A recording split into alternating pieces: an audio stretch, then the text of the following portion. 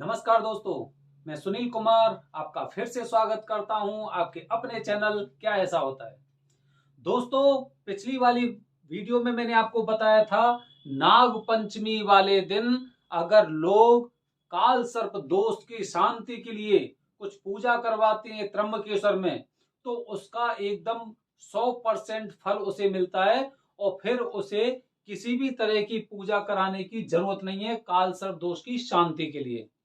तो दोस्तों, आज नाग पंचमी है और बहुत से ऐसे लोग होंगे जिन्होंने या तो आज काल सर्प दोष की पूजा कराई होगी और या फिर हो सकता है सावन के महीने में, क्योंकि सबसे उपयुक्त जो महीना है काल सर्प दोष की शांति के लिए वो होता है सावन का महीना। और पूरी साल में अगर कोई एक तिथि देखते हैं तो वो तिथि होती है नाग पंचमी वाला दिन।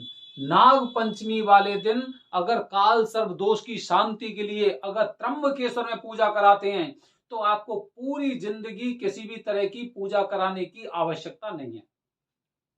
तो दोस्तों, आज का ये मेरा वीडियो है खासकर उन लोगों के लिए जिन्होंने मेरा पिछला वीडियो नहीं देखा है, जो लोग ये जानना चाह रहे हैं कि काल सर्प दोष की पूजा के बाद मुझे 40 दिन तक कौन कौन से कार्य नहीं करने चाहिए, उन लोगों के लिए।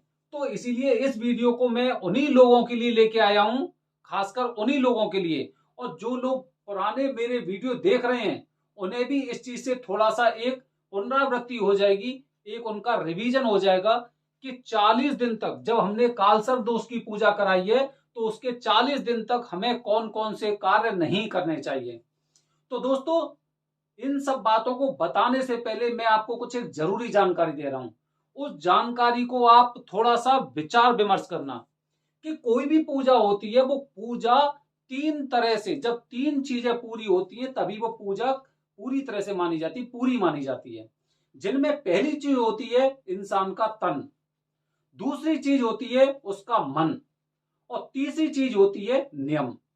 ये तीन चीजें जब हम पूरी तरह से फोकस हो जाते हैं, जब उन पे पूरी तरह से लीन हो जाते हैं, तभी पूजा हमारी सफल होती है। अब मैं पॉइंट पे आ रहा हूं, उसके साथ साथ में इन चीजों का मैं आपको उदाहरण देता रहूंगा। 40 दिनों तक हमें कौन कौन से कार्य नहीं करने चाहिए जब हम काल सर्प दोष की पूजा करा के आते हैं। तो दोस्तों, सबसे पहली बात, सबसे पहले, क्योंकि हर घर की रसोई में कुछ ऐसी चीजें होती हैं जो हमें 40 दिन तक उनका सेवन नहीं करना चाहिए। उनमें से एक चीज है, वो चीज ये है कि लहसुन प्याज। आजकल लोगों को बिना तड़के की सब्जी खाए उन्हें अच्छा नहीं लगता, स्वाद नहीं आता उन्हें भोजन, और वो खाना खाने से भी कतराते हैं कि इसमें टेस्ट नहीं आ रहा, चलो कुछ बाजार का खाना खाते हैं। लहसुन प्याज, लहसुन प्याज का सेवन 40 दिनों तक आप जहां पे भी रह रहे हैं, अगर आप संयुक्त परिवार में रह रहे हैं तो आपके पूरे परिवार में लहसुन प्याज की सब्जी नहीं बननी चाहिए किसी भी तरह से। ना कच्चा खाना है ना पका के खाना है। अब मैं दोबारा से उसी पॉइंट पे आ रहा हूं, तन, मन और नियम। हमारे पंडित जी ने हमें बताया था कि जब आप 40 दिन की पूजा, वो काल सर्प दोष की पूजा करा के जब 40 दिन के नियमों का पालन करते हैं तो आपको इन चीजों का नाम भी नहीं लेना है, इन चीजों का नाम भी नहीं लेना है जिनका हमें सेवन नहीं करना है। अब देखिए, तन, मन और नियम। नियम हमारा पूरा तब होगा जब तन और मन हमारा साथ देंगे। अब तन कैसे साथ देगा? तन हमारा साथ इस तरह से देगा कि हम उन चीजों के बारे में सोचे ही ना, या फिर हमें जो पंडित जी ने विधि बताई है कि इन चीजों का सेवन नहीं करना है, हमें केवल हमारे तन को उसी उसी स्थान तक लेके जाना है। हमें अपने टेस्ट के चक्कर में नहीं जाना है कि भाई हमें चीजें अच्छी लग रही हैं नहीं लग रही हैं। दूसरा, जैसे कि हो गया मन। मन बार बार एकदम लालायत होता है, खाने में टेस्ट नहीं हो रहा है, चीजें स्वादिष्ट नहीं लग रही हैं, कब ये दिन खत्म होंगे 40 दिन के, तब हम दोबारा से थोड़ी सी तड़के वाली सब्जी खा सकें, कुछ तड़के वाला सामान खा सकें, बाजार में होटल में जाके कुछ अच्छा खाना खा सकें। मन और नियम, अगर मैं इन नियमों को बना लेता हूं कि भाई मुझे उन चीजों का विचार भी नहीं करना है, बल्कि उनका नाम भी नहीं लेना है, नाम भी नहीं लेना है। और जैसे ही आप नाम नहीं लेंगे उन चीजों का, तो ना तो आपके तन में आएंगी, ना आपके मन में आएंगी, और ये आपका हो जाएगा पूरा कंप्लीट नियम, जो काल सर्प दोष पूजा के लिए बहुत आवश्यक है। इसीलिए मैंने बताया थी तीन चीजें, तीन चीजों के बिना हर पूजा अधूरी है, तन, मन और नियम। तो सबसे पहली चीज मैंने आपको बताई, लहसुन और प्याज। केवल खाने से काम नहीं चलने वाला है, केवल खाने से काम नहीं चलेगा कि भाई मैं नहीं खा रहा, मुझे उनका नाम भी नहीं लेना है। बिल्कुल जुबान पे मेरी पे उस वो नाम नहीं आना चाहिए कि भाई लहसुन प्याज नाम की कोई चीज उस दुनिया में होती है। ये मेरा नियम है, क्योंकि मुझे काल सर्प दोष की जो 40 दिन का मुझे वो बताया, जो नियम बताया कि ये कार्य नहीं करने चाहिए, उसके लिए सबसे पहली और जरूरतमंद जो बात है वो ये है कि हमें उन चीजों का नाम भी नहीं लेना है। 40 दिन तक लहसुन प्याज का आपको बिल्कुल भी सेवन नहीं करना है। अगर आपको पता चल जाता है कि चलो कोई बाजार की चीज लेके आते हैं, जैसे सपोज करते हैं कोई इंसान मैगी लेके आया, तो उसमें भी लहसुन प्याज की मात्रा होगी, इसीलिए मुझे मैगी का भी सेवन नहीं करना है। तन, मन और नियम, तीन चीज ध्यान रखना। दूसरी चीज बता रहा हूं दोस्तों मैं आपको, जो बेहद जरूरी है, बहुत कठिन नियम नहीं है। जब आप पूजा करा के आते हैं, तो पूजा हम लोग इसीलिए कराते हैं, क्यों? कि जिससे कि जो मेरी कुंडली में जो दोष हैं वो खत्म हो। नियम हम क्यों करते हैं? नियम इसलिए करते हैं कि जो भी मैंने पूजा कराई है वो पूरी तरह से सफल हो, और उस पूजा के बाद के जो शुभ फल हैं वो मुझे मिले। इसीलिए मन में किसी तरह का संकोच नहीं होना चाहिए कि यार मुझे ऐसा ही खाना खाना पड़ रहा है, 40 दिन कैसे कटेंगे। तो इन चीजों का आपको ध्यान रखना है, नाम भी नहीं लेना है। पहली चीज मैंने आपको बताई, लहसुन और प्याज, मैं आपके लिए नाम ले रहा हूं, नहीं तो सावन के महीने में मैं भी इन चीजों का नाम नहीं लेता। सावन के महीने में नाम नहीं लेता मैं केवल आपके लिए बता रहा हूं, केवल आपको सूचना देने के लिए कि अगर आपने काल सर्प दोष की पूजा कराई है, तो केवल सेवन से ही काम नहीं चलेगा, उसका नाम भी नहीं लेना है।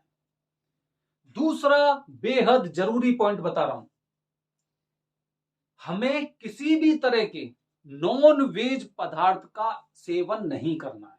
नॉन वेज सब जानते होंगे अच्छी तरह से, नॉन वेज क्या होता है? मांस। अब जो वेस्ट बंगाल के लोग हैं, तमिलनाडु के लोग हैं, इधर के लोग तो भाई फिश वगैरह खाते हैं, वो खाना कैसे खाएंगे? तन, मन और नियम, ये चीज तो आपको फॉलो करनी पड़ेगी, नहीं तो आपको पूजा कराने से कोई फायदा नहीं है, कोई भी फायदा नहीं है। बच्चा स्कूल जा रहा है, और जब तक उसे फॉर्मूले उसे पता नहीं होंगे, वो अपनी क्लास पास नहीं कर सकता। और अगर पास भी कर लेगा तो ग्रेड या परसेंटेज आप खुद अनुमान लगा सकते हो। इंसान कहीं पे भी हो, भारत में हो, भारत से बाहर हो, उसे इन नियमों के पालन अवश्य करने चाहिए। मांस किसी भी तरह का हो गया, आजकल तो हमारे धर्म को तोड़ने के लिए कुछ ऐसी चीजें लगी हुई हैं कि हर तरह से सनातन धर्म को खतरा है। आज बहुत से डॉक्टर्स के पास आप जाएंगे तो वो भी क्या बताएंगे कि भाई अंडा खाया करो, इसमें कैल्शियम होती है, आप फिश खाया करो, आपको चिकन खाना चाहिए, उससे स्टेमिना बढ़ता है, ये होता है वो होता है, गंद फैला रखी है। हमें सेवन नहीं करना है, ध्यान रखना, नाम भी नहीं लेना है। शुरुआत से सब लोग मांस के ऊपर निर्भर नहीं थे। आज कैल्शियम की मात्रा अगर आप साइंटिफिक तरीके से देखेंगे तो सबसे ज्यादा दूध में होती है। अगर आपको प्रोटीन चाहिए तो सोयाबीन में होती है। हमारे खेत खलियान में उगने वाली सब्जियां और फलों में प्रचुर मात्रा में vitamin C, vitamin B, calcium, vitamin A, गाजर में विटामिन ए सबसे ज्यादा होती है। हमारा धर्म, वही तो बोल रहा हूं, हमारा जो धर्म है वो कौन सी दिशा में जा रहा है, और उसे भेजने वाले हम जैसे ही लोग हैं। पहले योग होता था, आजकल जिम चल रही हैं, और जिम में क्या बताया जाता है, भाई ये वाला पाउडर खाओ, भाई आप प्रोटीन खाओ, प्रोटीन के लिए आप अंडे खाने हैं, आपको चिकन खाना है। घूम फिर के कितनी भी चीज हो जाए, वो सारी की सारी हमारे धर्म को भ्रष्ट करने में लगी हुई है। भगवान श्री राम ने सबरी के झूठे बेर खाए थे, 14 वर्ष तक वनवास में रहे थे, उसके बावजूद भी उन्होंने किसी भी पक्षी, किसी भी जानवर का वध नहीं किया था। फलों के ऊपर कंद मूल फल खाए थे। और आज हमारे समाज में, हमारे देश में क्या चल रहा है कि भाई ये प्रॉब्लम है, अंडे खाओ, चिकन खाओ, फिश खाओ, उससे ये होगा, उससे वो होगा। आजकल सनातन धर्म की जानकारी किसी को नहीं है कि भाई ऐसी चीजें खाने से भी बहुत सी बीमारियों का इलाज होता है। खैर, उसी पॉइंट पे आते हैं। तो दूसरी चीज, मांस। मांस, अंडा भी मांस है, ध्यान रखनी है आपको ये बात, अंडा भी मांस में आता है, नॉन वेज में आता है, उसका सेवन नहीं करना है। बस खत्म कर रहा हूं, एक पॉइंट और बता रहा हूं जो इंपॉर्टेंट है, उसके अलावा और कुछ नहीं है। ये 3-4 चीजें हैं जिनका हमें 40 दिनों तक सेवन नहीं करना है, जिनका ध्यान रखना है। और तीसरी हमारी चीज है कि हमें शराब का, किसी भी तरह की शराब का, एल्कोहल का हमें सेवन नहीं करना है। कुछ लोग कहते हैं भाई मैंने तो बियर पी है, इसमें तो एल्कोहल बिल्कुल बहुत थोड़ा है। बहुत से लोग तो खांसी की दवाई पीते हैं, तो उनका क्या धर्म जो नियम है वो टूट जाएगा? देखो, कुतर्क करने वालों से हम लोग कभी नहीं जीत सकते। जब एक इंसान बीमार होता है, परेशान होता है, तो उसे दवाइयां दी जाती हैं,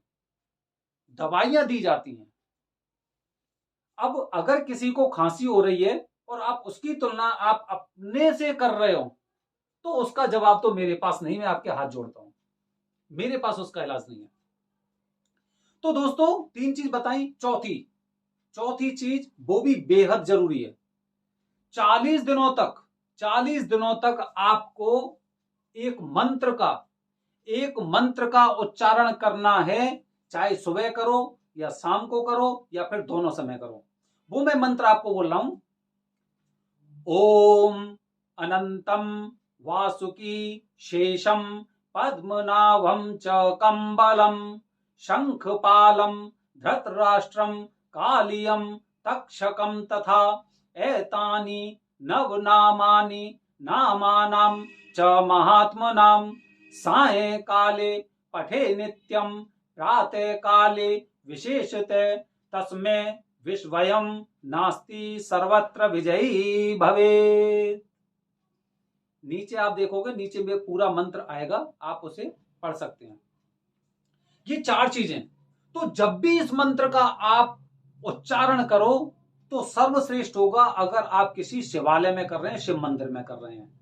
तो दोस्तों, ये मैंने आपको बताए हैं 40 दिन तक आपको क्या कार्य नहीं करना चाहिए, और उसके साथ एक काम जो आपको करना बहुत जरूरी है, जो मैंने अभी आपको मंत्र बताया है। तो 40 दिनों तक इन मंत्रों का, इन मंत्र का भी वो करना है, और जो आपको चीज मैंने बताई है, ये कार्य आपको नहीं करने हैं, उनका आपको पूरी तरह से तन से, मन से और नियम से पालन करना है। और फिर देखिए, आप जब आपने त्र्यंबकेश्वर में काल सर्प दोष की पूजा कराई है, तो फिर देखिए 40 दिन बाद आपकी जिंदगी में उजाला ही उजाला होगा। ये मेरा दावा है और मुझे पूरा विश्वास है, क्योंकि नियम, तन और मन। धन्यवाद दोस्तों, जय हिंद, जय भारत, हर हर महादेव।